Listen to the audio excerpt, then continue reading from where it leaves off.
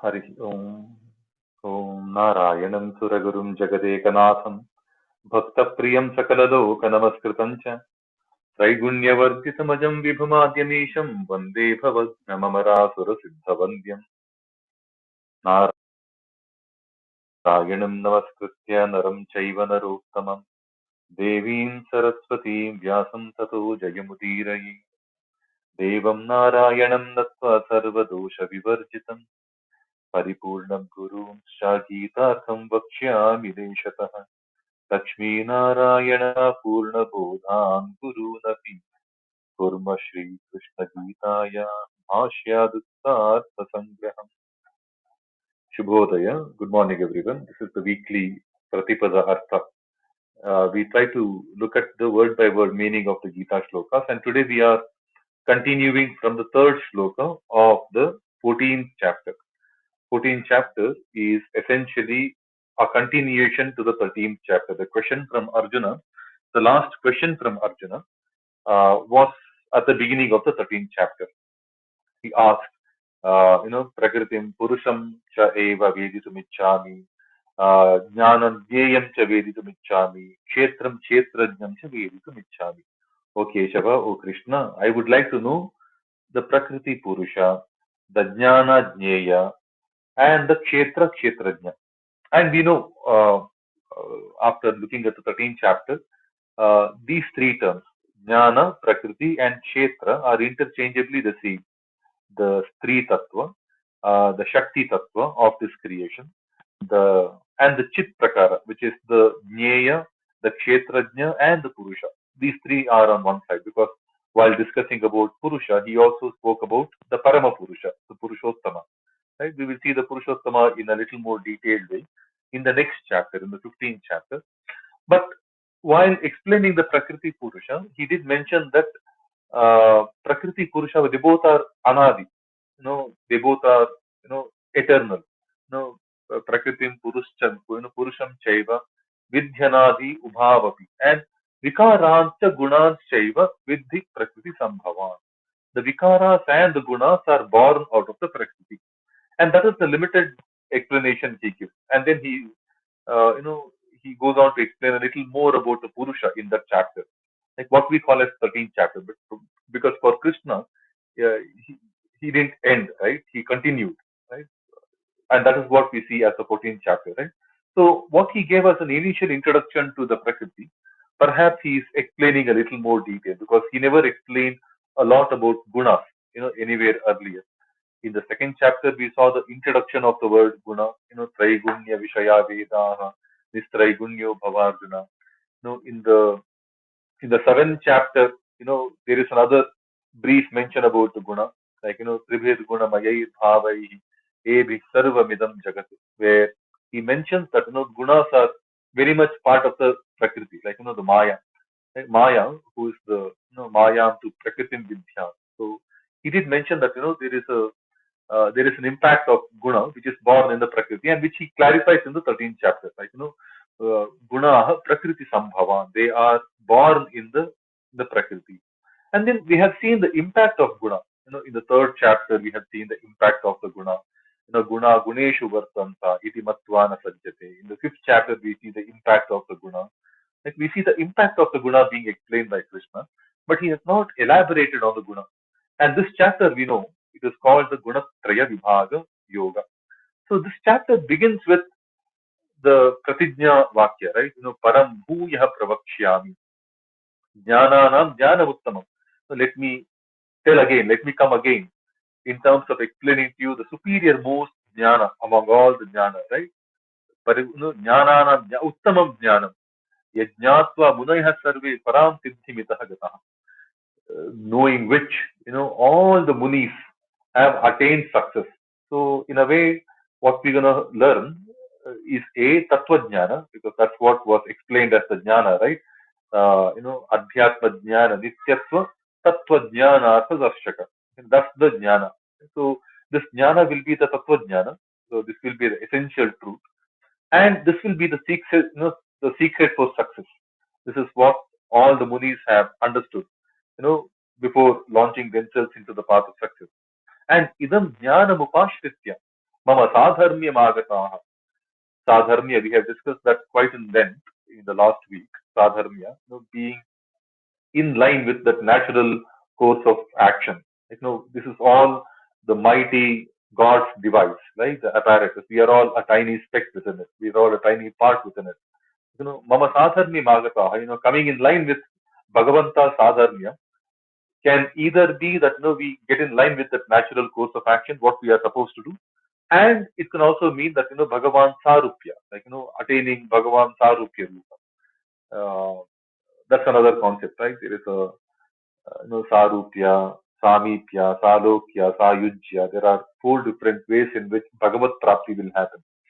So this is the Sarupya is the earliest one, Sadharnyam. So taking refuge in this jnana, we can attain that Sadharmya Marga of Bhagavan. And Sarge Apina Upajayante, Pralaye na Vyasanti.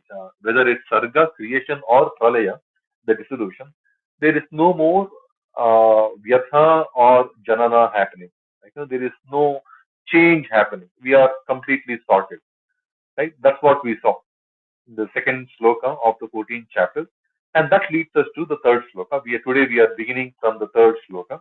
So this is essentially continuation from the 13th chapter. More on the Prakriti is what we can expect, because this chapter is called the Gunatraya Vibhaga, and Guna is Prakriti Sambhava. It is born in Prakriti. Right? So click on the link given by Shraddhaji under the room title. This is a beautiful website from Aurobindo. It will be very useful in our study. Right? So that's the whole reason why we take this website. Click on the website, we get the shloka, right? And then there are a couple of other sections also. We will see them. Hari Om. So we look at shloka number 3. Om. Mama yonirmahad brahma tasmin garbhan dadhamyaham sambhava sarva bhutanam tato bhavati bharata. Mama yonirmahad brahma tasmin garbham dadhamyaham sambhava sarva bhutanam tato bhavati bharata. We scroll down a little bit on this web page, we get something called Padachika. It reads like this, right? Mama yonihi mahat brahma tasmin garbham dadhami aham sambhavah sarva bhutana tatah bhavati bharata. Right? These are the breakdown of the shloka words, and we put them into a proper sentence, and that's what we see in the section just above Padacheda called Anvaya. Right? Anvaya reads like this. Hey Bharata, Mahat Brahma Mama Yonihi. Aham Tasmin Garbham Dadhami. Tatah Sarva Bhutana Sambhavah Bhavati.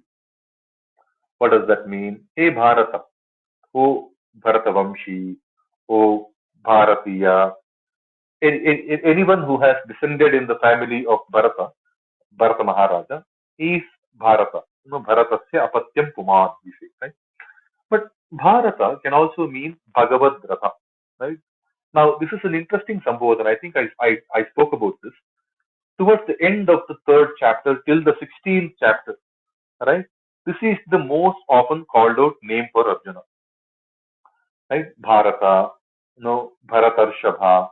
These are the kind of sambodhana, right? Bhagavad Ratha, he is he is dragging him towards the Bhagavad Tattva, which Arjuna has a natural inclination towards, right? So these four chapters, chapter 13, 14, 15, and 16, are the best expressions of the Devi Tattva. If there is a Shakti Tattva to be understood through Bhagavad-Gita, these four chapters give us the best account of that. Right from the 13th chapter where we hear about Kshetra and the Kshetrajna, Prakriti and the Purusha, right? I mean, the Devi Tattva, Devi cannot be complete without the Bhagavan, right? Whenever we see the Devi, she's always next to the Bhagavan, right? Either serving the Bhagavan. They say that the Mayinam to Maheshwaram, Maya to Prakritim Vidya. Maya is Prakriti, but Mayinam to Maheshwaram. We have to know Maheshwara to be the Mayina, the one who really holds Maya under complete control. Is Maheshwara. Is that Bhagavan, the Purusha Tattva, right?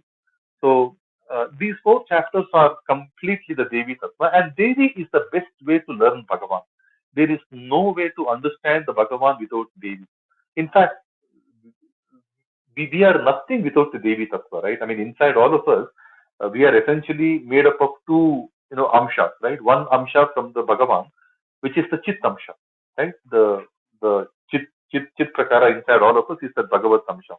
The second amsha is the Prakritika. We are all part of the Pancha Mahabhuta, right? And the Vikaras. Inside all of us, there are these Vikaras.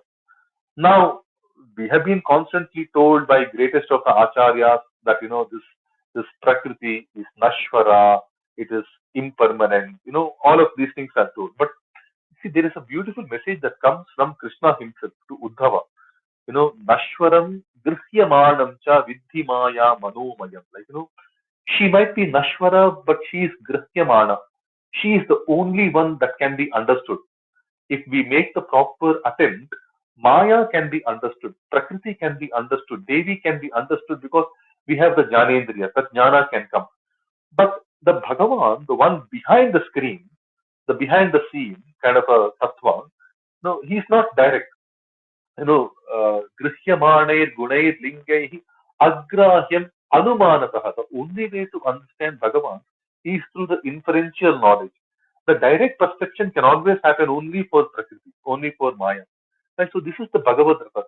If we have to really understand Bhagavan properly, it is only through serving the Devi. Right? There is no other way because Devi is the only one who is directly serving the Bhagavan.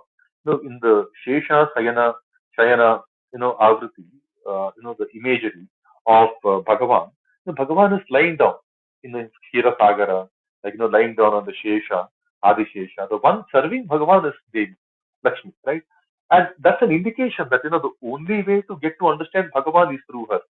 And these four chapters, chapters 13, 14, 15, and 16, they speak the highest amount of that Devi Tattva. Right? The 13th chapter we saw Kshetra, Prakriti, the Jnana, they're all that Devi Tattva. Like this chapter, the current chapter is all about these three gunas that are stemming from that Devi.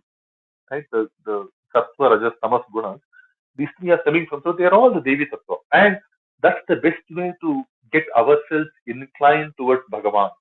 To the best way to get ourselves aligned, Rati, towards the Bhagavad Tattva is through these tattvas, the Devi tattvas. And that's why we keep hearing the Sambodhana of Arjuna to be Bharatarshava, hey Bharata. Bharata comes quite number of times between, last chapter, this chapter, the next chapter. In fact, the only two times in the next chapter, in the chapter 15, where Arjuna has been called out. Both the times he's been referred to as Hey Bharata, O Bharata, right? So we see that. Right? And so this is a very interesting Sambodhana. Hey Bharata, hey Bhagavad-Gita. Of course, he is the Vamshaja of Bharata Maharaja, Bharatasya Apatyam Kumar. But the Pada Vyutpatti can also indicate towards that other meaning, which is Bhagavad-Gita, Bharata. Right? Hey Bharata, Mama Yonihi, Mama Yonihi, there is a word missing in this dictionary. Mama Yonihi Mahat Brahma. This Mahat Brahma is my Yoni. This is an interesting statement. The womb, right? Yoni is called the womb. But when we look at the Shabda Nirnaya, Yonir Bharya Tatha Sthanam Yoni Karanamevacha. Yoni has multiple meanings. Yonir Bharya Tatha Sthanam Yoni Karanamevacha. Yoni can be Bharya, Yoni can mean Sthana, which is the Gupta Sthana, which is the womb, right? Or Yoni hi Karanamevacha. Yoni can be mother also. Like Yoni can be wife, Yoni can be mother, Yoni can be the Gupta Sthana. According to the Shabda Nirnaya, these are the three things that come. But we have to bear in mind the context in which Krishna is telling this. Towards the end of the 13th chapter, he says, yes, towards the end, Sattvam Tavara, Jangamam, Kshetra Kshetrajna Sanyoga, Yavat Sanjayate Kinchit, Sattvam Sthavara Jangamam, he says. Whatever is born, whether it's, Sthavara, the stationary living being, or Jangama, the mobile living being, they are all born through the Sanyoga, the communion of Kshetra Kshetrajna. and he is the Kshetrajna. Kshetrajnam Mam Vidhi. He says, I am the Kshetrajna. Now he says, no, this this yoni to be the Mahat Brahma is my yoni. Obviously, he is referring to Bharya because Sanyoga cannot happen with just one person, right? Another entity has to come. If he is the Purusha, the Stree part has to come. So, very likely meaning for the word yoni is not the womb, but my wife. No, this Mahat Brahma is my wife, right? And what is Mahat Brahma? Mahat Brahma obviously then becomes Prakriti, right? Uh, Again, there are many Upanishadic references. Like for example, the Prakriti, right? Ambrini Sukta, Rigveda, Dashama Mandala. We see that Aham Suve Pitara Masyamudham Mamayoni Rapsantah Samudre. So, so when we look at this, right? In her womb, she keeps the Pitaram. Pitara is the Chaturmukha Brahma. He's the father of the creation, right? Chaturmukha Brahma. And again, these things might look a little confusing. At one level, we do see that Shiva is the one who created this entire world, and the other level we do hear that it's the Chaturmukha Brahma who created the entire world.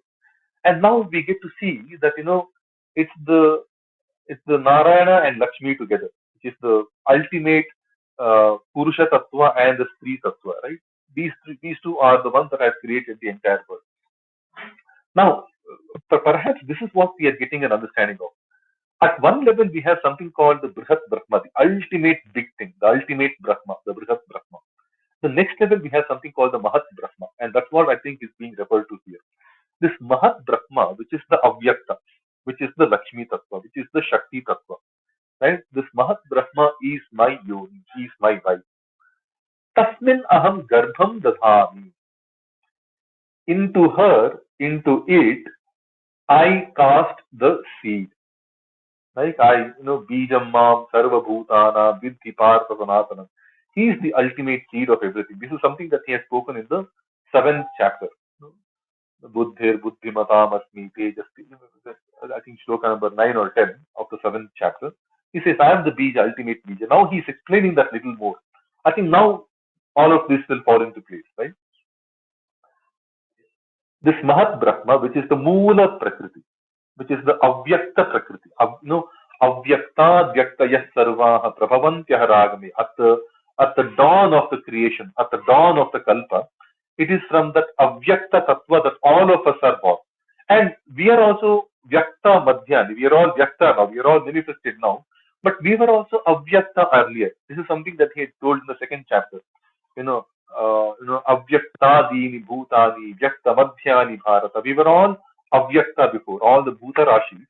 We were all Avyakta before, we were all unmanifest. And we are Vyakta in the middle. We are Vyakta right now. And Avyakta Nidhanani Eva. Upon the Nidhana, we will again become Avyakta. This is something that he had told in the second chapter.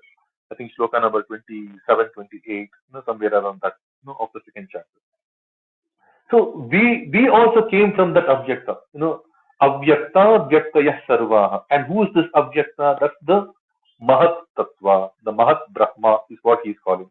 That's the Moola Prakriti. Now, why is it not the Bhagavan himself? Because that's what he clarified in the 8th chapter, right? Parastasmat bhavaha anyaha avyaktat avyaktah sanatanaha.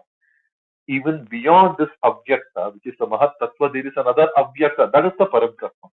So in the Akshara Brahma Yoga, the 8th chapter, I think we get the clarification. Now it is all falling in place. The jigsaw is completely falling in place. This Avyakta Tattva, this Mahat Brahma Tattva, there is a Brihat Brahma, that is the Supreme Brahma, that is him, the Parabrahma, Akshara Parabrahma, that is the Brihat Brahma. The next level of Brahma is the Mahat Brahma, which is the Avyakta, but the complete Prakritika, the Moola Prakriti, the primordial matter. In English, we have to say that it's a primordial matter. And then, which is in the Sukshma level, which is in the very subtle state, then we need to have some Moola Swarupa creation that should happen. And that was the creation done by the Chaturmukha Brahma. Some of the any Puranas we go to, any smritis like Manusmriti. I think that explanation comes. And then fine tuning that creation was the job of the Rudra Deva. Like, Shiva, Shankara, he did the fine. So perhaps all of this will fall into place. And that's why Chaturmukha Brahma is called the Pitamaha, because he is the father of Rudra Deva, right? And Bhagavan then becomes the Prapitamaha. Like, that's what we hear, right? Vayur Yamognih Varuna Shashankaha Prajapatiswam Prapitamahascha. This is what Arjuna saw in the 11th chapter. While describing the Vishwarupa, the Virata Rupa of the Bhagavan, he calls him Prapitamaha. And that's exactly what perhaps Arjuna was seeing. And after seeing that is exactly where Arjuna is getting those questions. Okay, I need to know more about, is Devi Upasana better or the Bhagavad Upasana better? That's the question at the beginning of the 12th chapter. And when he didn't get a convincing answer, convincing enough, or he was not satiated enough, that's where he took another question at the beginning of the 13th chapter. Oh Krishna, oh Keshava, I want to know about the Prakriti Purusha, Chetra, Chetrajna, Jnana, Jnaya. So maybe he's asking more. Maybe this shloka is giving that clarity. This Mahat Brahma, the Moola Chit, Moola Prakriti, the primordial matter is my wife, my Yoni, Mama Yoni. Aham tasmin garbham dadhami. I will cast a seed into that, because he is the bija. Sarva bhutanam, he is the bija. That's what we heard in the 7th chapter. Sarva bhutanam sambhavaha tatah bhavati. Thereafter comes the springing forth, you know, that will happen of all the living beings. All the living beings, they are born upon that activity. Right? So he is now explaining how the Prakriti, Purusha, are basically happening. Right? So I think it's a beautiful one. And here is where I think we get to hear the importance of that Devi Tattva also. Right? It is not, some innate, it is a live thing that we need to experience, right? I think Sudhaji might know this, right? I mean, in the Dvadasha Stotra, the 7th one, Vishwasthiti Pralaya Sarga Mahavibhuti, Vrittik Prakasha Niyama Vritibandha Moksha Yasya Apangalavamatrata Urjitasa Shriryat Kataksha Balavarpyajitam Namami. I think there is a beautiful line that says, this entire Vishwasya Sthiti, Pralaya, Sarga, Mahavibhuti, Vritti, Prakasha, Niyama, Avriti, Bandha Moksha. The various things that are happening in this Vishwa, which are basically Sthiti, the maintenance, Pralaya, the dissolution, Vishwasthiti, Pralaya, Sarga, the creation, Sarga, Mahavibhuti, the opulent, progressive, manifestations, Mahavibhuti, vritti, all the, vritti, that is, pravritti, nivritti, all the activities, vritti, niyama, all the rules and regulations of the activities, niyama, avriti is the ajnana, and bandha moksha, the bondages and the liberation. Yasya apangalavamatrata urjita, by whose grace all of these things are happening. And that too by her kataksha, Shri Yat Kataksha. So from whose one single sideways glance, she is that powerful. This Mahadevi, this Mahalakshmi is so powerful. With her one tiny glance, she is creating all of these in this universe.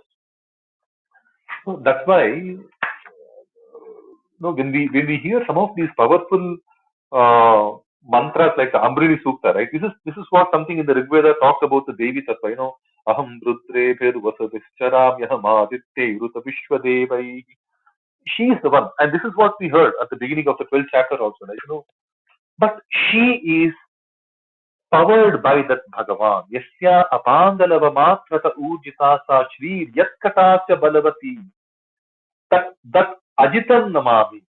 That Bhagavan, who is Ajita, who is powering this Shri Tattva, the Devi Tattva, which by her Kataksha Bala, one single glance is able to create the Vishwasya Sthiti, Laya, Srishti, Niyama, Bandha, Moksha, Avriti, Prakasha, Vritti, all of these things of the Vishwa are happening by just one tiny glance of this Devi, who is powered by that Ajita Deva, whom I will bow down. I mean, this is a little complicated to begin with, but I think it becomes very, very easy.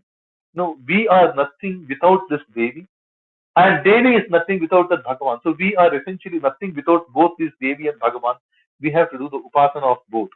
That's why when we begin this session, we say Lakshmi Narayanan Natva. In fact, we take the name of Lakshmi before Narayana. Lakshmi Narayanan Natva Purna Bodhan Guru Natva. We bow down to that Lakshmi Sameta Narayana. We can't do the upasana of Narayana without Lakshmi.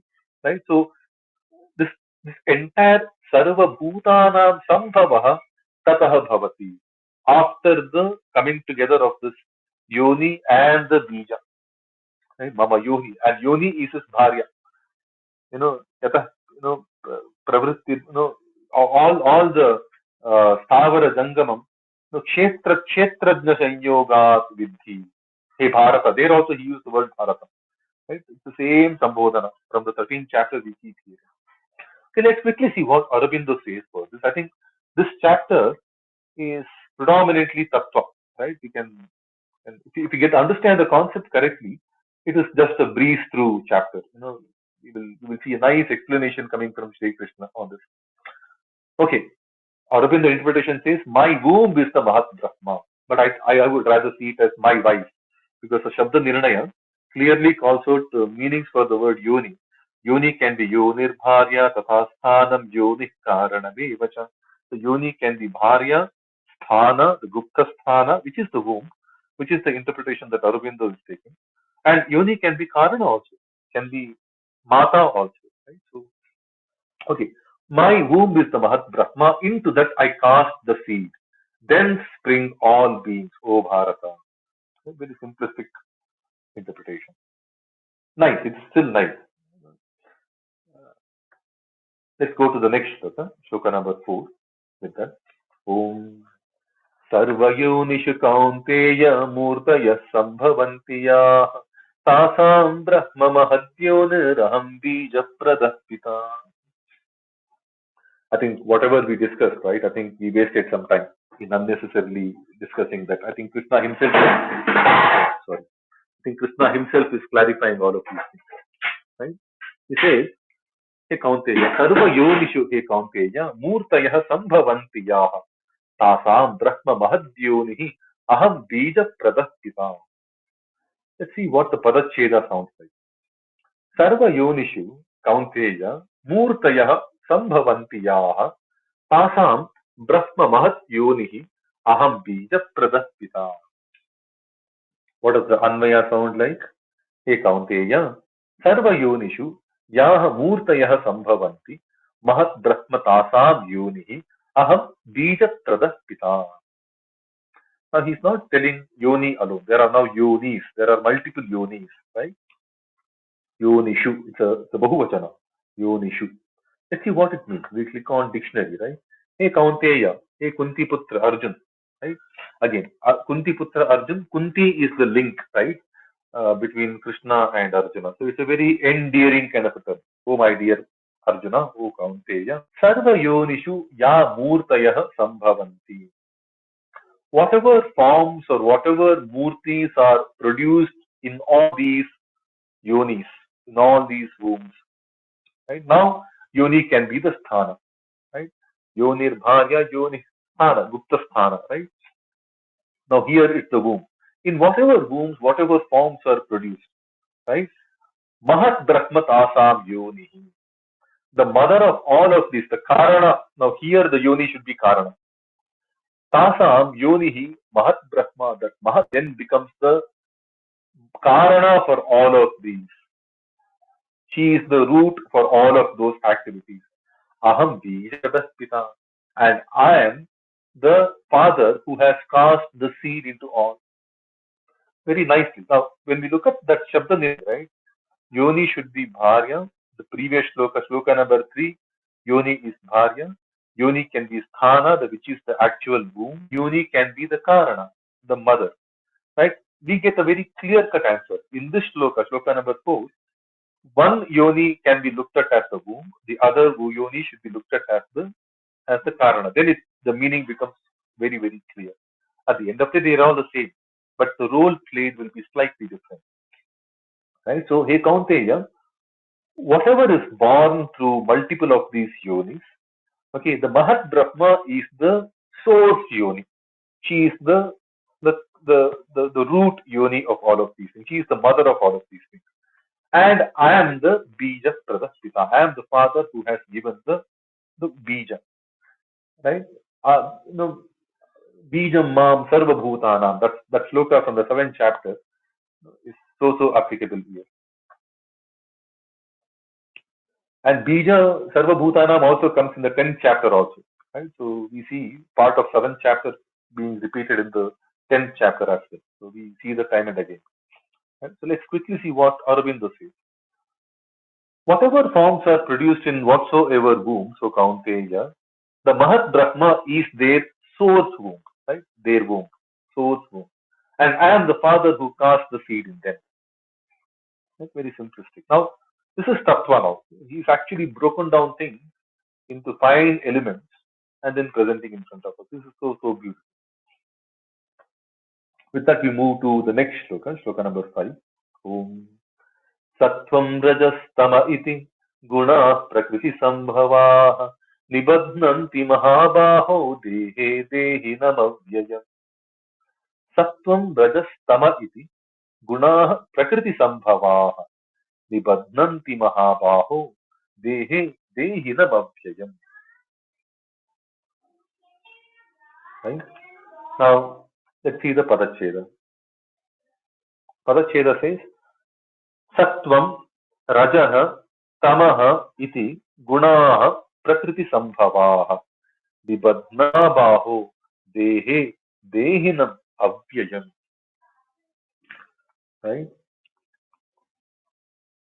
What the statement sounds like when we put them into a proper sentence. Anvaya. Hey Mahabaho. Sattvam Rajah Tamah iti prakriti sambhavaah gunaah avyayam dehinam dehe nibadhnanti. Okay, now he is telling. Now, there are a couple of things that we heard about Prakriti Purusha in the 13th chapter. Right? One is Prakritim Purusham Chaiva Vidhyanadi Ubhavapi Vikarancha Gunans Chaiva Vidhi Prakriti Sambhava. And then he says Karya Karana Kartrutve Hetuhu Prakriti Ruchyate Purushaha Sukha Dukkhana Bhoktrutve Hetu Ruchyate. Right? Now, which are these two shlokas? I think shloka number 22, 21, 22, 20, 21, somewhere around 20, 21 of the 13th chapter. One is Gunas are born in Prakriti. Gunas seva vidhi Prakriti Sambhavan. Vikaras and the Gunas are vidhi Prakriti Sambhavan, are born in the Prakriti. And Purushaha Sukha Dukkhana Bhoktrutve Hetu Ruchyate. Purusha is experiencing the Sukha Dukkha kind of a experience, emotion. Bhoktrutve Hetu Ruchyate. He is the reason behind but how can that be possible when Purusha is the Shuddha Tattva, Avyaya? In the current shloka, shloka number 5 of the 14th chapter, the term is Avyaya.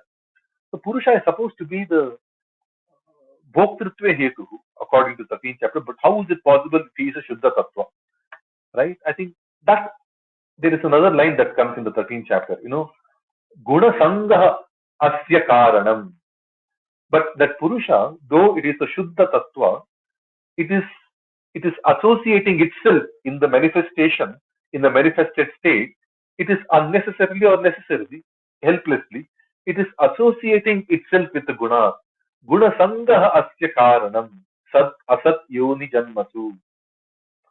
Okay, he, the Purushaha, Prakritistaha Purushaha, Prakritijan Gunan Bhumte.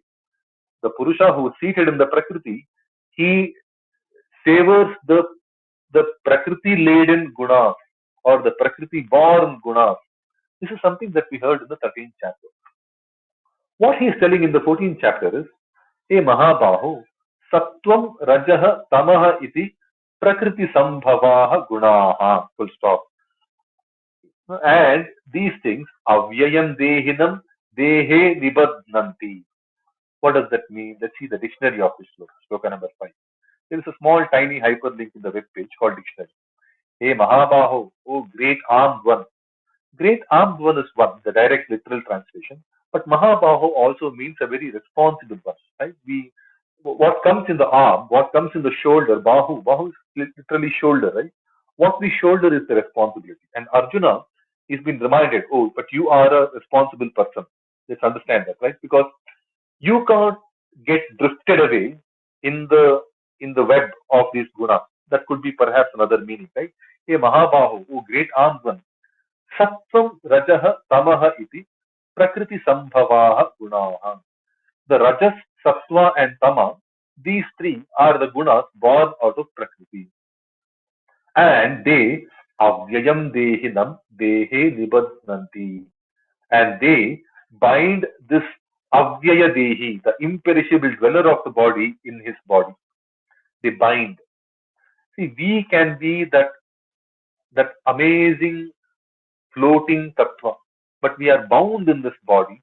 We associate ourselves as, that this is my life, this bodily existence is my existence. We will be myopic in our understanding of what we are, who we are, and confining ourselves more and more with this bodily existence because of these three gunas. They are the one that's actually binding, right? Guna sangaha asya sat asat yoni janmasu karana. That's what we heard. The sat asat is the urdhva and the adha, like the top and the lower, ways of living. Is the sat asat yoni janma is what we had understood in 13th chapter. Now he is explaining a little more. Within this prakriti, there are sattva, raja, tama gunas which are born in this prakriti, and they are the ones that bind this person into this body, like more and more believe that we are this life, we are this existence, the bodily existence, right? I am this beautiful body, I am this fair person, I am this old person, I am the newborn person. So we have this habit, right? uh, that when you see a small child, we speak to them in ekavatan. When you see an elderly person, we see them in bahuvatan.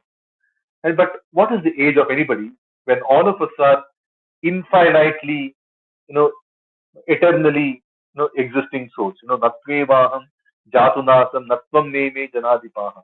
When Krishna says in the second chapter that there was never a time that you and I and these kings didn't exist, nor will there be a time in the future that we will cease to be. Right? We are all eternal. We are all param. We are all supreme.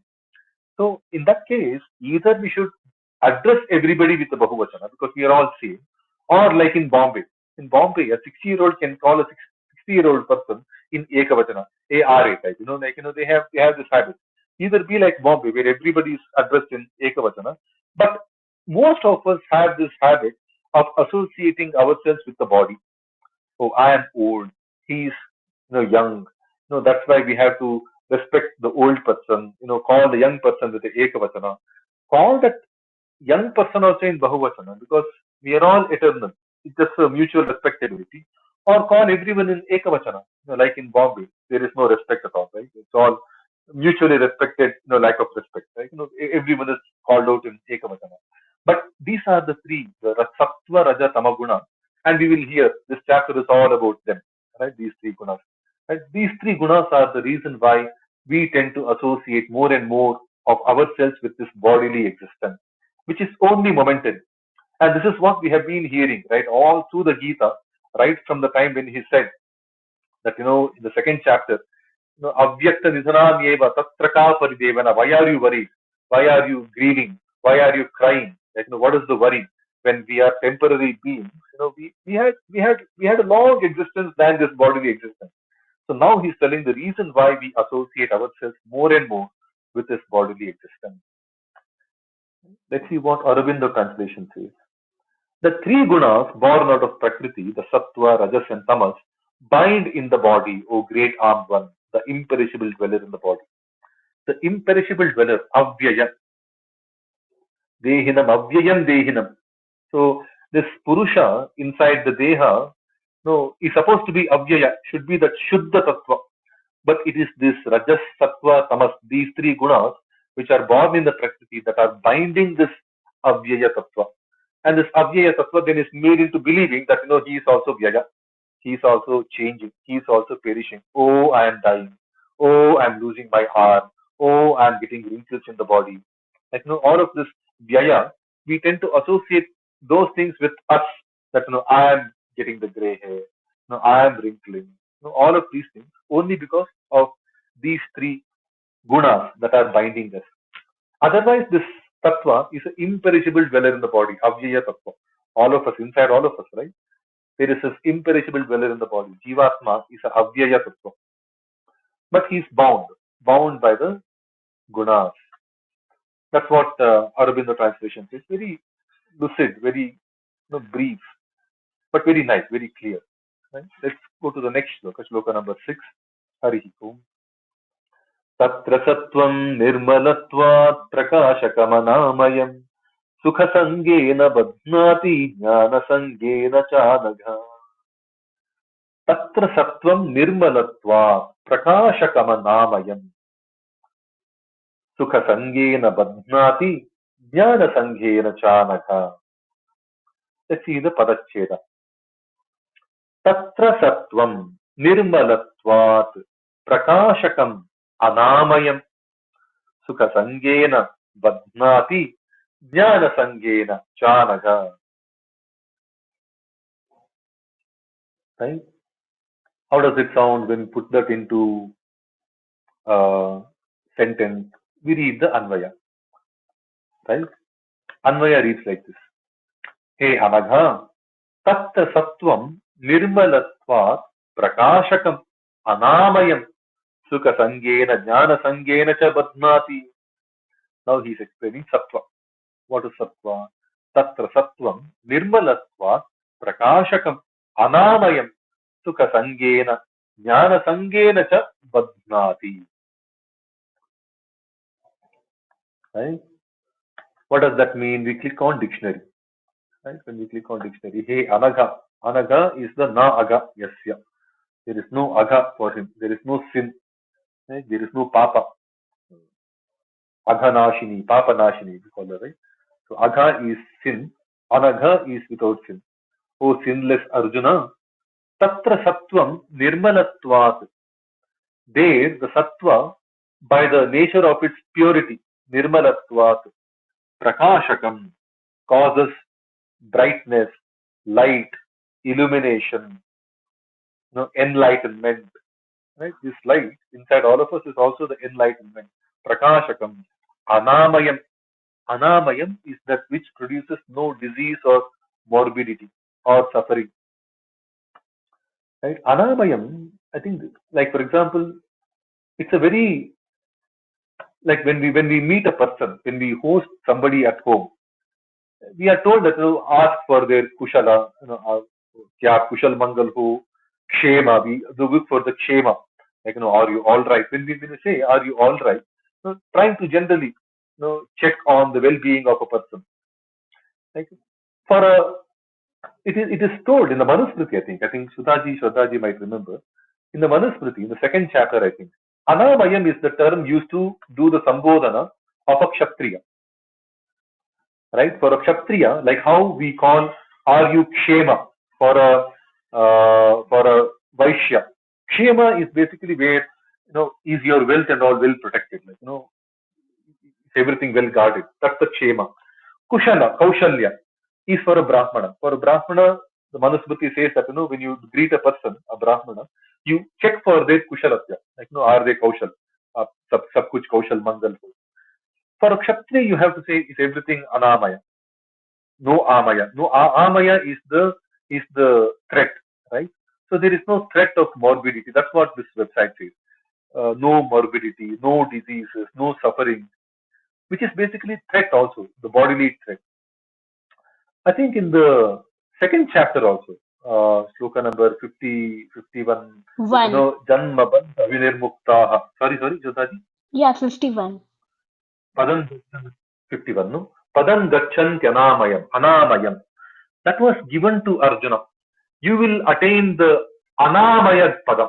Anamaya Padam Gachanti. When you take up the activity with the Buddhi Yukta way, Buddhi Yukta Nishkama, way, when you take up your activities in a Buddhi Yukta Nishkama Karma Yoga way, you will attain that Anamaya Padam Gachanti. Anamaya is very, very specific for a Kshatriya, right? So, Anamayam, Prakashakam, Anamayam. It's the same thing. So, in that case, Anamaya can be a Upalakshana. It's Anamayam, Kaushalam, Kshemyam. It can, for a Vaishya, it can give the Kshema.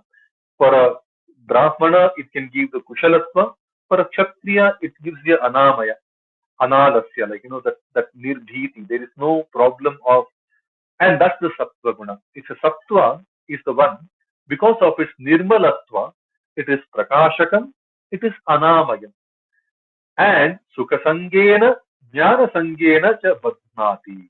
It also binds in attachment to happiness and attachment to knowledge. See, attachment to happiness and attachment to knowledge should be understood in a different way. Sukha. Whenever we heard the word Sukha in Bhagavad-Gita so far, Sukha comes following Shanti. Ashantasya kutah sukham in the third chapter, in the second chapter. Similarly, in the third, fourth, fifth also, wherever we hear the word Sukha, Sukha follows Shanti. And Shanti is not our current day context of Shanti. Do pek pila de, shant ho jayega. That's not the Shanti. Shanti is the Shant, that internal contentment, internal tranquil peace that is unlocked, that will give us that happy mood all the time. We are not dependent on any bahya sparsha. There is no bahya sparsha that is needed for this kind of a sukha. So sukha sangena badhnati, it is the sattva guna is something that binds you into sukha, sukha sangha, because of the shantitva. Because all through the while where sukha has been spoken of, it is through shanti that comes the sukha, right? And jnana sangena, jnana is that enlightened jnana. So, sa vidya ya vimuktaye, that enlightening, that liberating kind of a jnana. That's because it's a prakashakam. So it is nirmala, it is prakashaka, it is anamaya. It will bind you into sukha, not craving for sukha. You are already sorted. You're already that sham, that shanti is already in you, and then hence you are constantly in sukha sthiti. You're a constantly sukhi sthiti, and you have the constant sangha of the jnana, because it's prakashakam, it's the enlightenment, badhnati. So he's explaining what is sattva, right? Let's see what Aurobindo interpretation says. Of these, sattva, by the purity of its quality, it causes light and illumination. Okay, let's read verbatim, right? These, sattva is by the purity of its quality a cause of light and illumination, and by virtue of that purity produces no disease or morbidity or suffering in the nature. It binds by attachment to knowledge and attachment to happiness, O sinless one, O Anagha. Very simplistic translation, interpretation given by Aurobindo. But I think what we need to bear in mind is Anamaya, no, na amaya, yasya. So that should be more of Upalakshana. Kushalatva is included there, and Kshematva is also included there. That's something that we need to bear in mind, right? And Sukha Sangha is basically the Shamatva, the Shanti, the Sham no Astudvipade, Sham, Chatushpade, what we hear. Sham Akara is coming here. That's the binding. That's something that we need to bear in mind. Okay, let's go to the next shloka, shloka 7. Harihi Om. Om Rajoragatmakam Vidhi Trishna Sanga Samudbhavam Tannibadhnati Kaunteya Karma Sangena Dehinam. Rajoragatmakam Vidhi Trishna Sanga Samudbhavam Tannibadhnati Kaunteya Karma Sangena Dehinam. Padachedam. Rajaha ragatmakam vidhi, ragaatmakam vidhi, Trishna sanga samudbhavam, tat nibadhnati kaunteya, karma sangena dehinam. Let's see the padacheda. That's the padacheda, right? We'll put them into a proper sentence, right? That's what's given in the Anvaya. Hey kaunteya, rajaha ragatmakam Trishna sanga samudbhavam iti vidhi.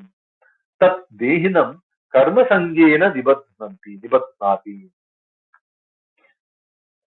What does that mean? Hey Kaunteya, hey Kunti Putra, again, very daring, right? Oh dear Arjuna, oh dear Kunti Putra. Rajaha ragatmakam Trishna sanga samudbhavam iti vidhi. Know that Rajas, is ragatmaka, which has its essence, attraction of liking and longing. Raga, ranjayati iti raga. Raga is Sukhanushayi raga, right? That's the definition in the Patanjali Yoga Sutra. Sukhanushayi raga. So that which has for its essence attraction of liking and longing. Whatever is Sukhanushayi, I need to have long and long usage of it. So it's Ranjayati raga, like Rajo ragatmakam. It has its essence in raga, in attachment. Krishna Sanga Samudbhava. It is a child of attachment of the soul to the desire of objects. Hmm. Krishna is thirst. Sanga is attachment, right? Krishna Sanga, something like Krishna is basically longing for something that we don't have, right? Krishna, I think when we look at the Shankara Bhashya, Krishna is Aprapti Abhilasha. Apraptasya Abhilasha is Krishna. What we don't have, that's the expectation, Abhilasha, anticipation of, desiring something that we don't have. Apraptasya Abhilasha is Krishna. And Prapte Vishaye Manasaha Preeti Lakshanaha Samshleshaha, this becomes the Sangha, Asangaha. Krishna Asanga, okay. It's not Krishna Sangha, Krishna Asanga. Is basically Samantat, that all pervading, all empowering, all encompassing. Samantat is Sangha. Very nice. And so, the Krishna Asanga, Krishna Asanga Samudbhavam. That's how Shankara Bhashya looks at it. Right? So, Krishna is Apraptadhilasha, and Asanga is Prapte Vishaye Manasah Preeti Samshlesha. And Krishna Sangayoho Samudbhavam, Krishna Sanga Samudbhavam. It's not Krishnasya Sanga, it's Krishna Sangayoho, Dvandva. Right? Both Krishna and Sanga. It is born out of both Krishna and Sanga. This Ragatmakam, I think it's the elaboration of the Ragatmakam. Rajas is Ragatmakam, Ranjayati iti Raga. Right? It is born of both Krishna and Sanga. What you don't have, you want something of it. And what you have, you want to keep it forever. Like this is what Arjuna was, right? He wanted to win the kingdom. Yesha marthe kanchitam no rajyam bhoga sukhanisa. But he wants those people to be intact. He doesn't want any collateral damage. He doesn't want any of the relatives to be dead. There is a Sangha. He wants those association also. His guru should be intact. His pitamaha should be intact. His matulaha, shashuraha, all shyalaha, sambandhinaha. All of them need to be intact. So he has both Krishna and Sangha. That's the Raja. That's where the Raja comes in. The word Raja also comes from. So he's dear, that endearing Sambodhana. Hey Kaunteya, look at your own self, right? Hey Kaunteya. Rajaha, also the quality of a Raja, which is eventually what Arjuna, right? Arjuna becomes a Raja eventually. The Parikshita Maharaja, Janame Jaya, they are all progenies of Arjuna. Right? Eventual Kuru Vamsha will be handed down to the progenies of Arjuna. Right? So Rajaha, Ragatmakam Vidhi. Ragatmakam, Ranjeti.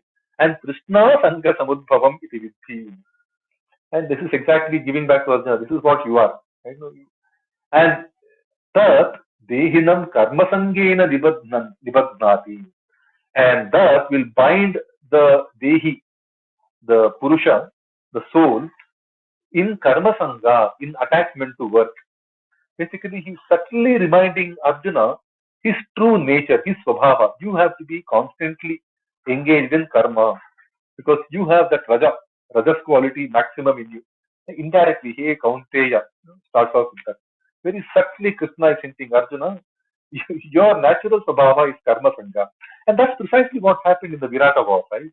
Virata War, he was uninvited. He was supposed to play the role of a Sarathi. But no, he takes Tarakumara to the tree, shows all the Astra Shastra of the Pandavas, at the risk of getting himself revealed. That's karma sangha. Niyatam kuru karmatvam. That's a karma sangha. Right? Karma jyayo hya karmana. So that nirantara karma acharana is the karma sangha. And that to what kind of a karma? Karma is that vihita karma, not the vikarma, not the akarma. The proper karma. Right? Very beautiful. Rajaha ragatmakam. Trishna asanga samudbhavam.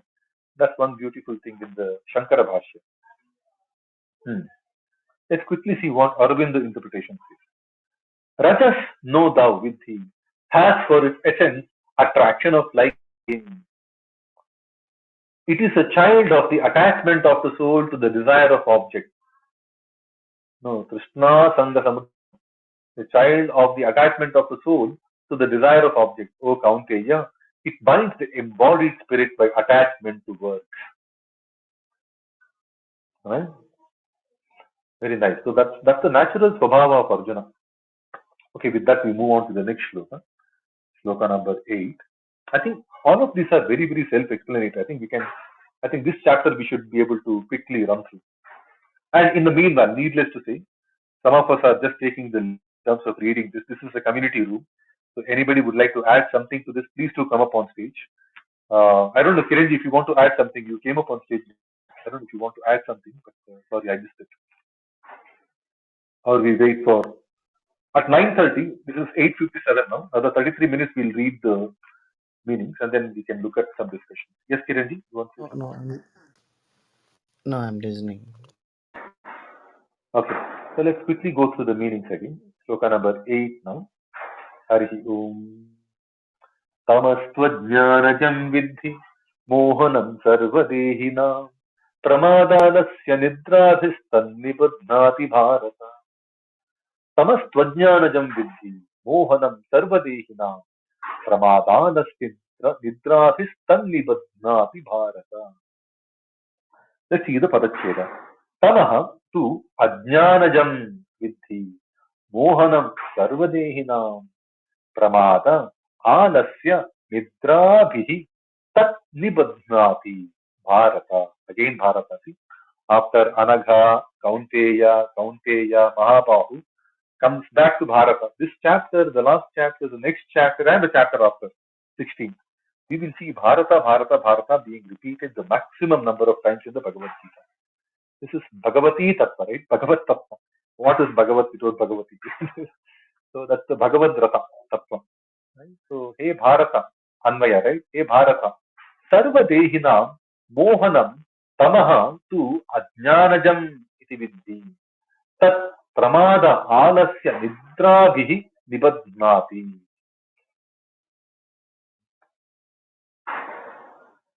So, hey Bharata, oh Bharata, oh, Bharatasya Apatyam Puman is the primary meaning.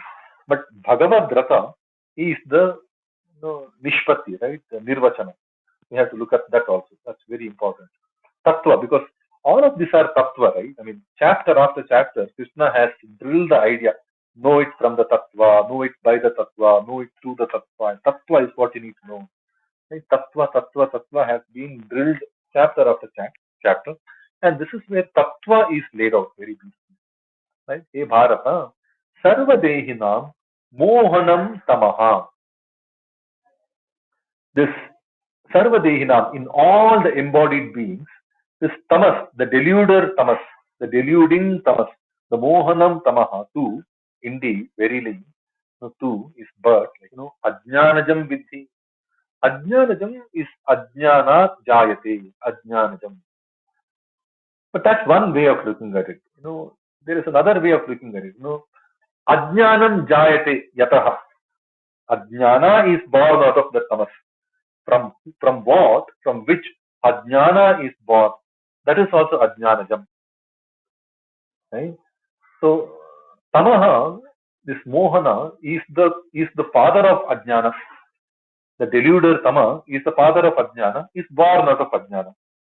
Both ways we can understand. I think there are some people who understand in both ways.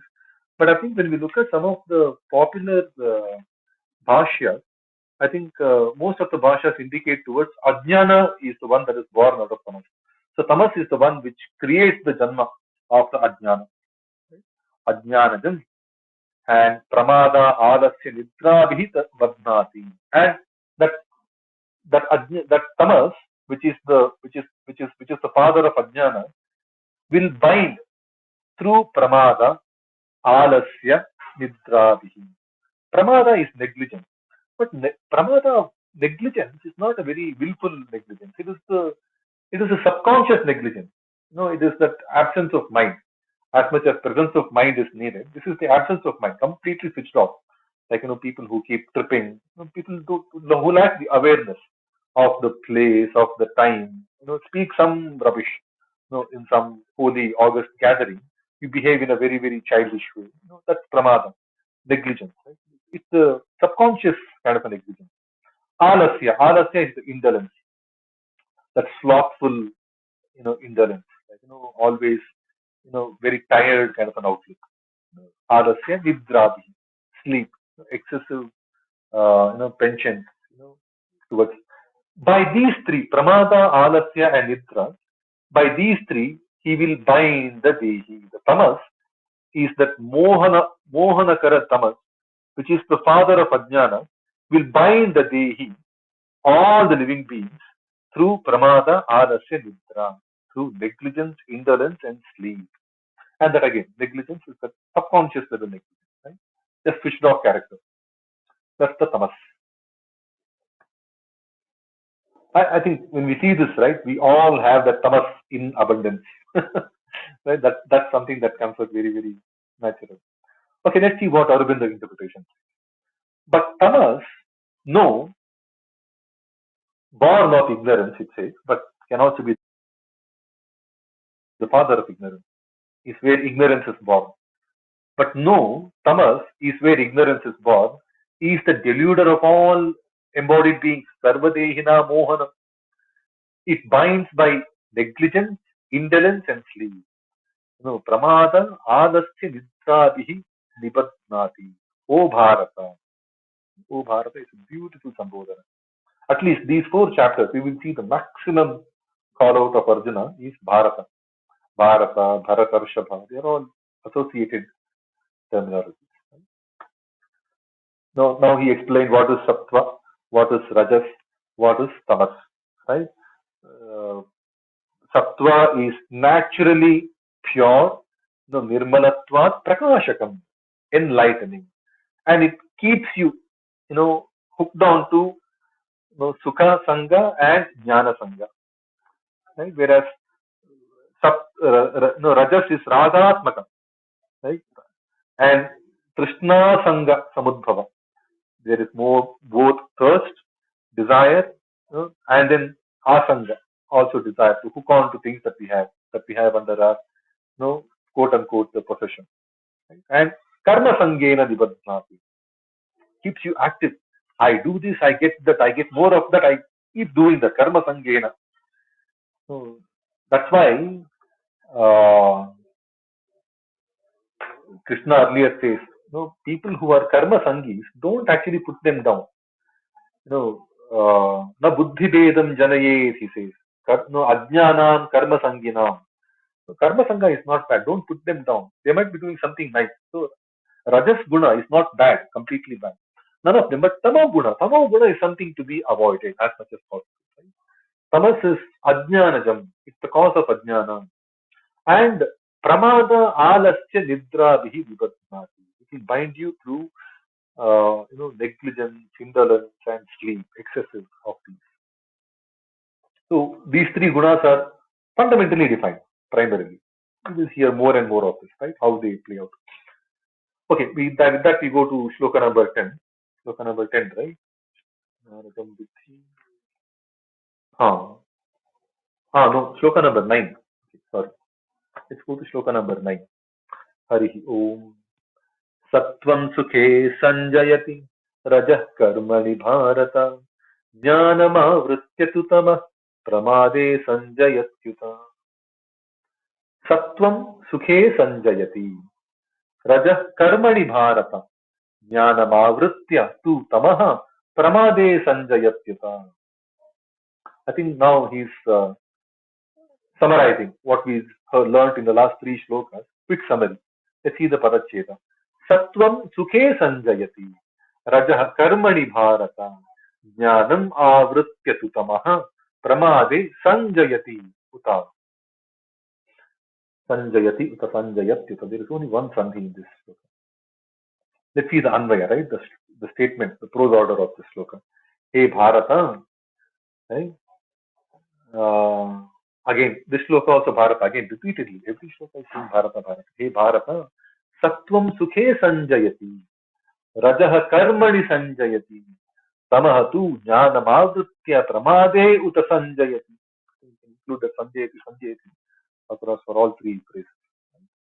Let's see what it means. Hey Bharata, O Arjuna, Sattvam Sukhe Sanjayati. Sattva attaches you to happiness, attaches somebody to happiness, attaches beings to living beings to happiness. Rajaha karmani sanjayati. Rajas attaches people to action, work. Right?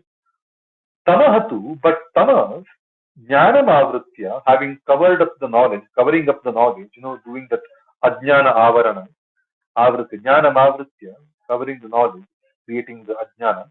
That's how the previous shloka says ajnanajam, right? Ajnanam jayate yatah, from what, from which ajnana is born. Pramada, tamaha, jnanam avritya, pramade sanjayati. It attaches to negligence, error, inaction, that slothful behavior, uta as well. Right? Very, very simple, straightforward. Let's see what Aurobindo interpretation says. O Bharata, Sattva attaches to happiness, Rajas attaches to action, Tamas covers up the knowledge and attaches to negligence in error and inaction. It's very straightforward. We can quickly go to the next shloka, shloka number 10. I think there is more to learn, right? I mean, how they play out with one another. We will hear more about that. Let's see shloka number 10. Harihi Om. Rajastamascha sattvam bhavati bharata. Rajas sattvam tamaschaiva tamas sattvam rajastatha. Rajas tamascha sattvam bhavati bharata. Rajas sattvam tamaschaiva tamas sattvam rajastatha. Very beautiful shloka, I think this is. Let's see the Padacheda. Rajah tamaha cha adhibhuya sattvam bhavati bharata. Rajah sattvam tamaha cha eva tamaha sattvam rajah tatha. I think this shloka talks about how these three gunas come together in each other's company. How they share each other's company, right? Let's see the Anvaya. Hey Bharata, once more. Hey Bharata, Rajah tamaha cha adhibhuya sattvam bhavati. Rajah sattvam tamaha तथा एव तमः सत्वं रजः च. Which is रजः सत्वं तमः अभिभूय तथा एव तमः सत्वं रजः च अभिभूय. We can include that अभिभूय. No, रजः भवति. No, रजः तमः च अभिभूय सत्वं भवति. रजः भवति सत्वं तमः अभिभूय तथा एव तमः भवति सत्वं रजः च अभिभूय. We can include something like that. We can include that bhavati and abhibhuya into all three phrases. Let's see what it means. Hey Bharata, O Arjuna, O Bharatavamshi Arjuna, O Bhagavad-Rati Arjuna. These are the two meanings, right? O Arjuna, Rajaha Tamahacha Abhibhuya, having overpowered Rajas and Tamas, Sattvam Bhavati, Sattva prevails. So there is a Sattvika Amsha that will prevail after overpowering the Tamas and the Rajas. Overpowering, not extinguishing. You can't extinguish. You can only overpower. Sattva prevails by overpowering the Rajas and the Tamas. Similarly, Rajaha Bhavati Sattvam Tamaha Abhibhuya. Similarly, Rajas prevails by overpowering the sattva and the tamas. And similarly, tamaha bhavati sattvam rajaha cha adhibhuya. Similarly, tamas will prevail by overpowering the sattva and the rajas. If we let one of them to prevail, basically we have consciously or subconsciously subdued or overpowered the other two. Right? There is no way to extinguish any of these gunas. They are eternal. No, Vidyanadi, Prakriti is Anadi, and Prakriti Sambhavan Gunacha is Anadi. They are there for eternity. We can't change them. Only thing we can do is we can deliberate and make sure Sattva prevails over Rajas and Tamas, or let Rajas to prevail over Sattva and Tamas, or allow Tamas to prevail, subduing the Sattva and the Rajas. Right? A very beautiful shloka. This talks about the eventuality. These are eternal. All three are eternal. You can't get rid of them. Choose what you need to have prevail over the others. Right? So let's see the Aurobindo interpretation. Now, Sattva leads having overpowered Rajas and Tamas, O Bharata. And then Rajas leads having overpowered Sattva and Tamas. And then Tamas leads overpowering Sattva and Rajas. And that's why perhaps Krishna said, Nistray Gunyo Bhavardhana, oh, be beyond this guna, be guna, but Nirdvandvo Nitya Sattvastho Bhava. Be Sattvika. And Bhava is a very, very deliberative kind of an action. Become Sattvika, which means you have to deliberate to become Sattvika. It's not, dragging the feet. It's not sliding the slope. It's a lot of effort needed to become Sattvika. You have to deliberate around because there are other two very equally strong forces that you need to subdue. You have to overpower Rajas and Tamas. Okay, that's a very simple one. Basically, the eternality of these three gunas, and one takes dominance only by overpowering the other two. And the three is a very good thing, right? Between two, if there are only two gunas, so one can fall off. But when we see the state of three, it's also a state of perpetuality, right? It's a perpetual state. The three are always there. So one takes the rise, the other two go down. One of the two which are down come up, the other two will go down. So it's a constant state of up and down and up and down. So there is a certain state of perpetuality also that we can visualize when the three come into play. See, the tug of war, it's easy for one team to get lose the game, tug of war. But if the tug of war is played between three sides, I think there will be some amount of perpetuality. Right? Okay. So this is like the tug of war between three sides. When overpowering once in a while, the sattva and the rajas, the tamas will gain the lead. Sometimes overpowering the rajas and the tamas, the sattva will take the lead. Sometimes overpowering the sattva and the tamas, the rajas will take the lead. A three-way triangle, the tug of war. Okay, with that we move on to the next shloka, shloka number 11. Om सर्वद्वारेषु देहेऽस्मिन् प्रकाश उपजायते ज्ञानं यदा तदा विद्यां विवृद्धं सत्त्वमित्युत सर्वद्वारेषु देहेऽस्मिन् प्रकाश उपजायते ज्ञानं यदा तदा विद्या विवृद्धं सत्त्वमित्युत the padacheda सर्वद्वारेषु देहे अस्मिन् प्रकाशः उपजायते ज्ञानं यदा तदा विद्या vivruddham sattvam iti uta. Now the vivruddhi, right? After talking about how the other two are subdued in favor of the one, which means the vriddhi. There is a pravritti happening, the vriddhi happening of one guna. So now we'll see this shloka talks about what will happen when sattva takes that vriddhi, when sattva dominates, what will happen. He says in the Anvaya, यदा अस्मिन् देहे सर्वद्वारेषु प्रकाशः उत ज्ञानम् उपजायते तदा सत्त्वं विवृद्धम् इति विद्यात्. How do we know that rajas and tamas have been subdued and sattva has overpowered, as sattva has come into prominence? यदा अस्मिन् देहे सर्वद्वारेषु प्रकाशः उत ज्ञानम् उपजायते. Tada Sattvam Vivriddham Iti Vidyat. That's what this website says. Very beautifully. Let's see what it means. Now, this is all Sanskrit, right? We have kept ourselves away from the language, right?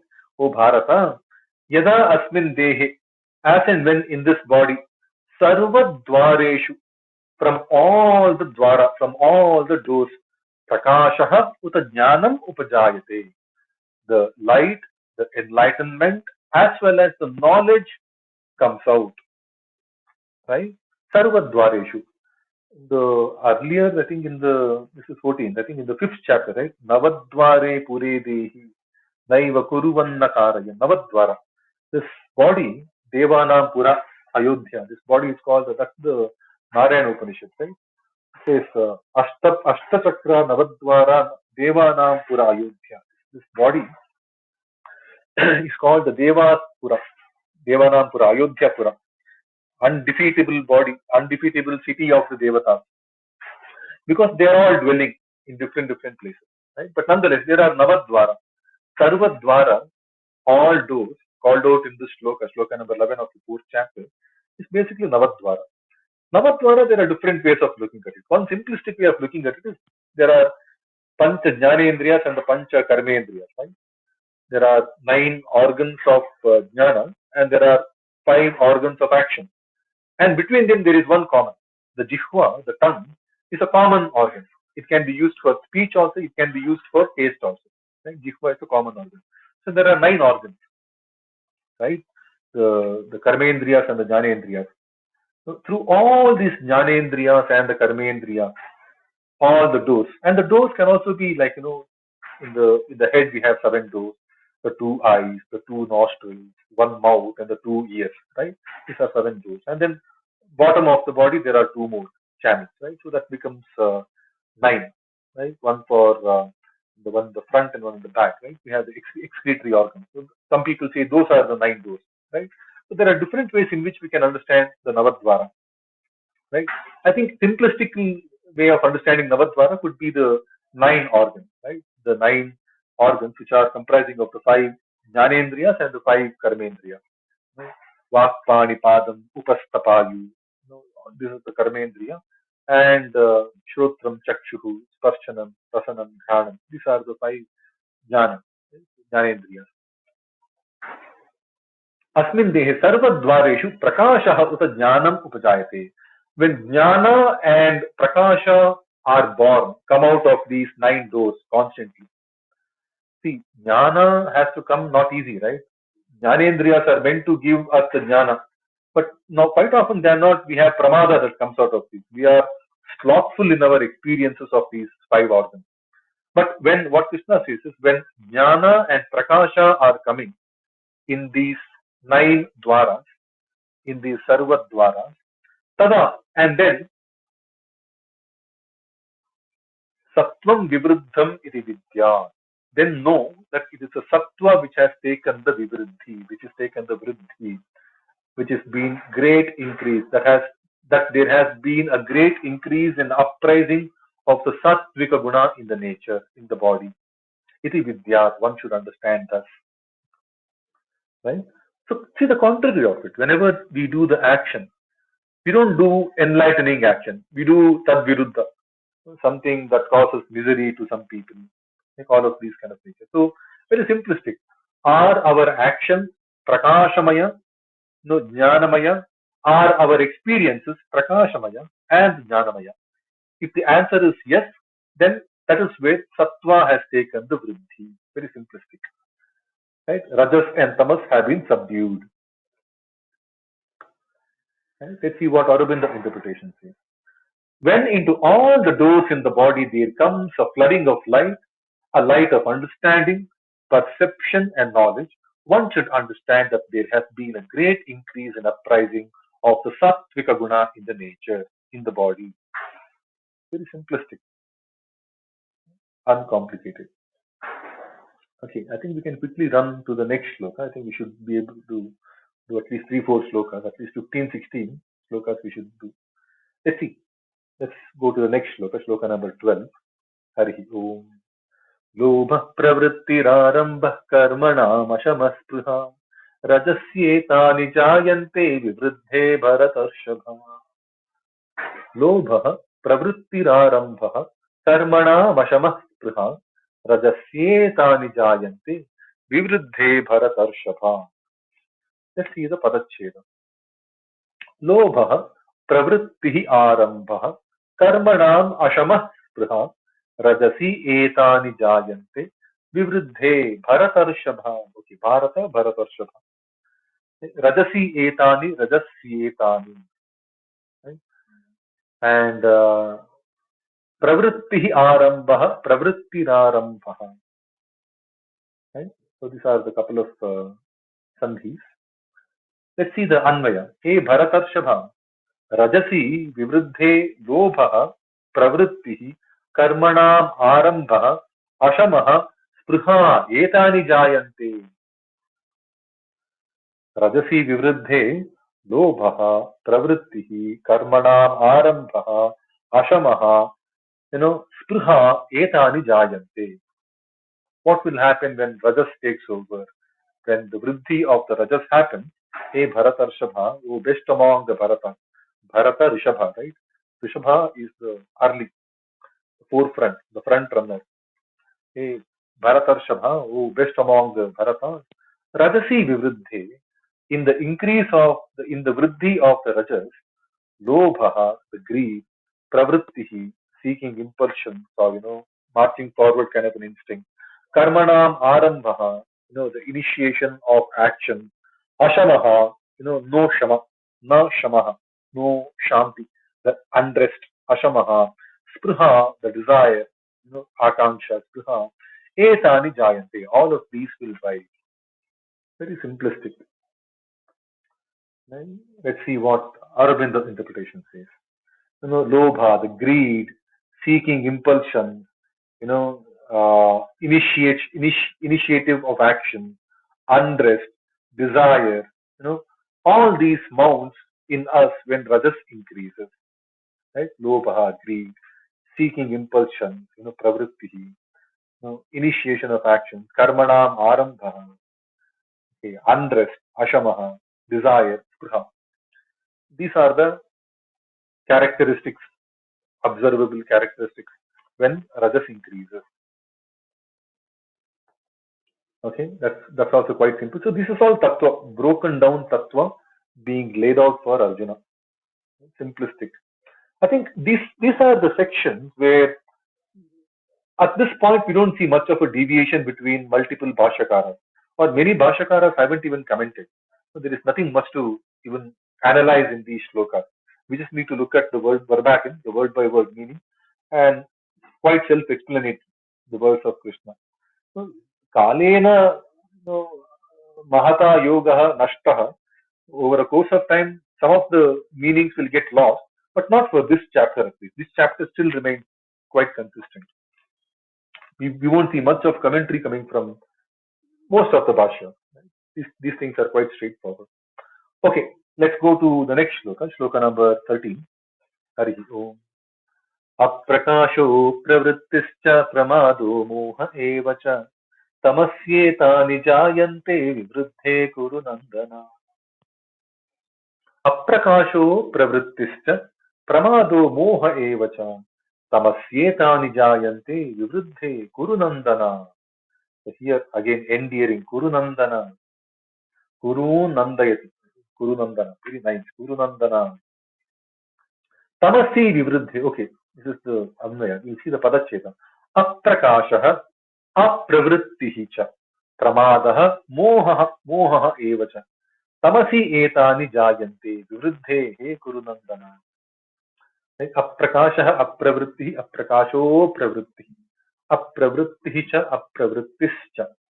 Pramada, Pramadaha, Mohaha, Pramada Moha.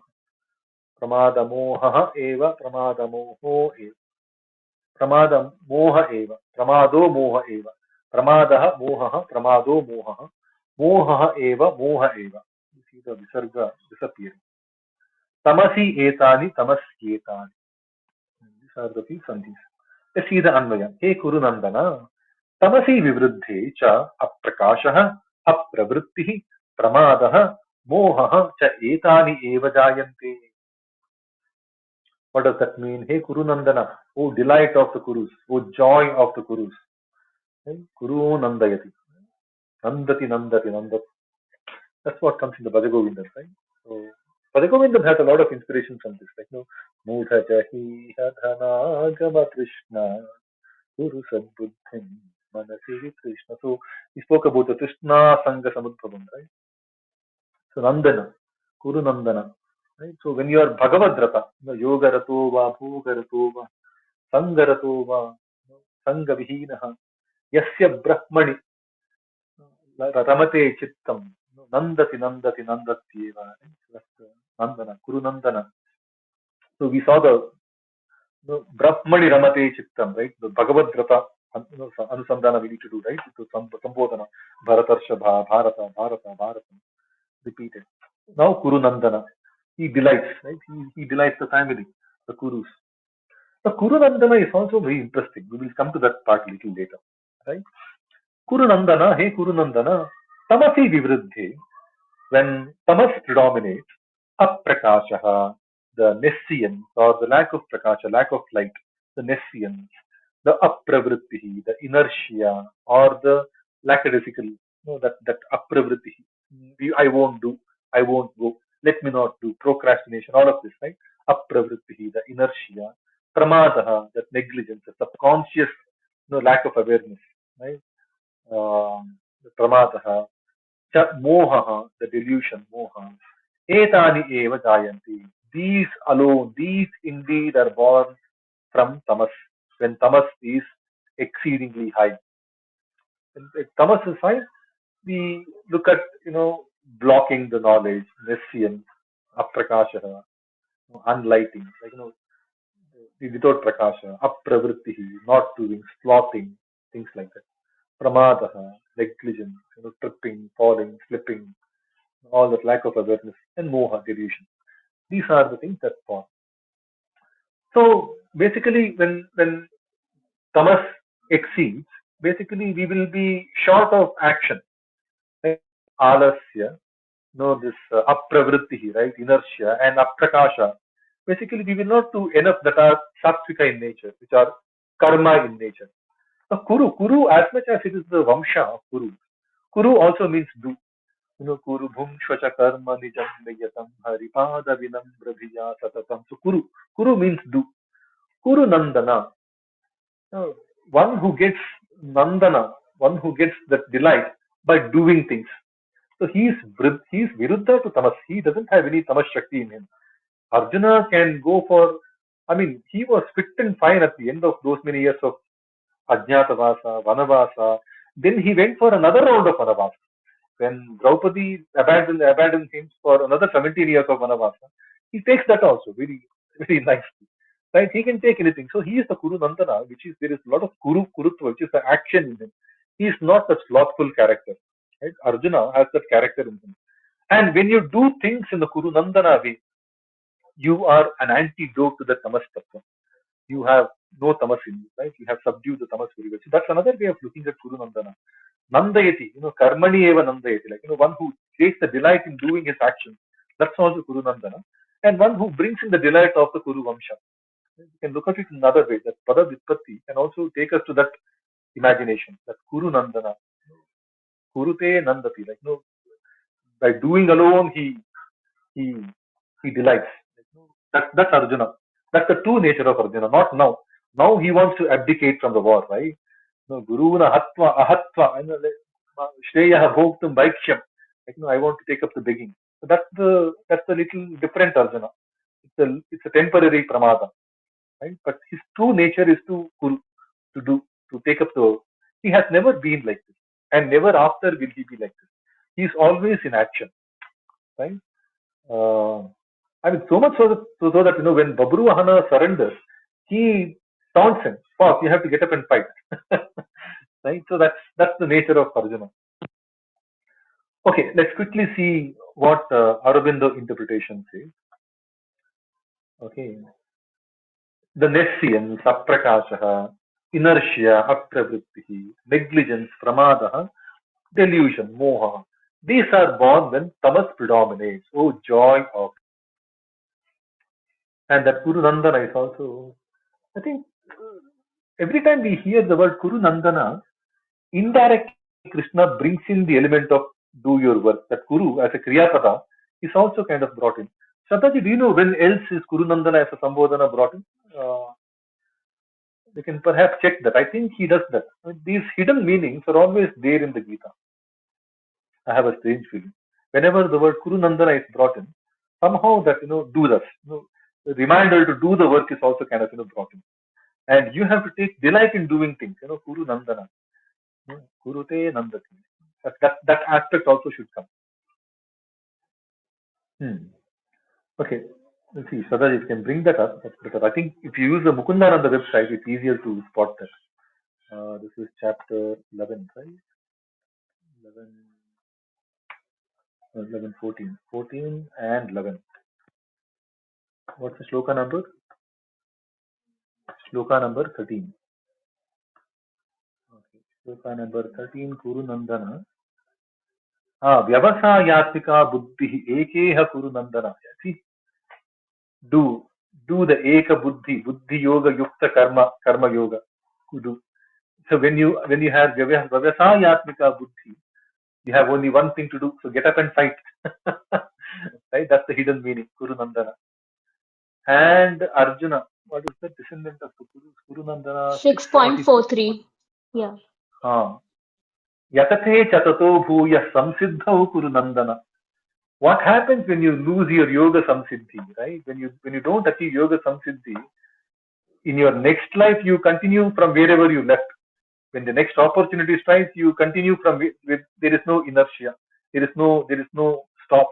You continue doing. That's Kuru Nandana. Yatate chatato bhuya samsiddhau Kuru Nandana. Keep doing. Don't stop. There is no point in brooding over what will happen if I don't achieve much. Keep trying. Kuru Nandana. I think yeah. So that's one subtle element of Kuru Nandana as a Sambodhana. Hmm. That's nice. Okay. Okay, that's shloka number 13. Oh, we are at 932. I wish we had seen one more shloka. No, I think we can adjourn now. I think we'll continue from 14th shloka next Saturday. Let's take a pause now. This is something that we do every Saturday. We meet for about 90 minutes, 8 o'clock to 9:30. We look at as many shlokas as possible. Roughly, we know our run rate is about 10 shlokas in a day. That's what we cover in these 90 minutes. And that's what we have done perhaps today also. I think a little more than that. Because these shlokas are quite straightforward. But this is something that we do every Saturday. We have two activities that we run under this Purushottama Yoga House. Every day we do the Bhagavad-Gita Parayana, where we hope to get better and better with our ability to recite. Because when we recite accurately is where we know the words, we are able to locate the words more accurately, right? When we chant the verses, when we chant the shlokas accurately, we can know what the words are. And once we can recognize the words, we know these words are in our own mother tongue. All the Bharatiya Bhashas have these words. So we do the Sunday to Saturday Parayana. Sunday to Saturday we target about 100 shlokas approximately. We divide them by the chapters. We chant the 100 shlokas every day. And in 7 days we chant all 700 shlokas. So basically every week is a Bhagavad-Gita Saptaha for us. So we complete the Saptaha Parayana of the Bhagavad-Gita every week. And this is started since September 2021. Right? Today we have, I don't know, we have covered 100 rounds of Bhagavad-Gita Parayana, Shraddha, perhaps. Maybe we have Yeah, we completed are on 100. 98th round here. I We see. finished 98 rounds. Yeah. Okay. So tomorrow we are starting the 99th round. Okay. So that's a milestone. So a week after that we have the milestone week, 100 rounds. Okay, so we do the chanting of Bhagavad Gita every week. And Saturday, once we complete all the 18 chapters of Parayana, we meet from 8 o'clock in the morning till 9:30. We look at as many shlokas as possible to understand the meaning. And this is the best effort. We can only do the best effort. There is no end to how much we can learn about the Gita. All of us, when we contemplate upon these shlokas, repeatedly we gain some newer dimension from these shlokas. That's how perfect, that's how deep, that's how strong the message from Bhagavan has come. That's perhaps the reason why this is being studied, continues to be studied Even after 5,000 years of the initial delivery, right? The delivery, the original delivery happened 5,000 years ago, and we continue to learn, study, understand, try to understand. We won't even be able to learn fully, right? That's why we start the Mangala saying, Gitartham Vakshyami Deshataha. That's what Acharya Madhva has started his. There's only little we can do Artha Chintana. But then, having got that basic understanding of the slokas, we do the repeat dharana, repeat contemplation. Now, it will certainly have answers to every situation we face in our life. That's the testimony of all great people that have come to this planet. Okay, with that, I welcome any questions, any thoughts, any additional points. Ramesh ji, Kiran ji, both have come up on stage. Shraddha, some time on digging the meaning behind them, and within our limited ability. And as a community, when we all bring our limited abilities, I think we can definitely help one another. So, hope to see you all next week. We will continue from shloka number 14. No, which shloka? Shloka number 14, right? Yeah, 14. Shloka number 14 will continue. Shloka number 14 of the 14th chapter, 14.14, next week. So with that, on the reverse count of three, let's conclude the room. Let's close the room. We will also have a small Jai Ghosti in the name of our Gita Acharya, Bhagavan Sri Krishna, on the reverse count of three. Please join me. Those of you who can, please to ping for the mic action. Join us for this Jai Ghosti. One Jayakara on this Padmini Ekadashi day. The little we can do is offer our thank you on a Saturday, on an Ekadashi. Thanking Sri Hari. It's very, very special, and that too in the Adhika Masa. Please come forward. 3, 2, 1. Namaste Vasudevaya Preyasame Priyottama Samastaguna Sampurna Nirdosha Nandadayine Mukopi Yat Prasadena Mukunda Shayanayate Raja Rajayate Rikto Raghavendram Samashrayi Bharati Ramana Mukhya Pranantara Shri Gopala Krishna Priyata Shri Krishna Arpanamistu. Have a beautiful weekend, everyone. Jai Shri Krishna. Jai Shri Jai Krishna. Jai Shri Krishna. Jai Jai Shri Krishna. Thank you, Madhya. Jai Jai Shri Krishna.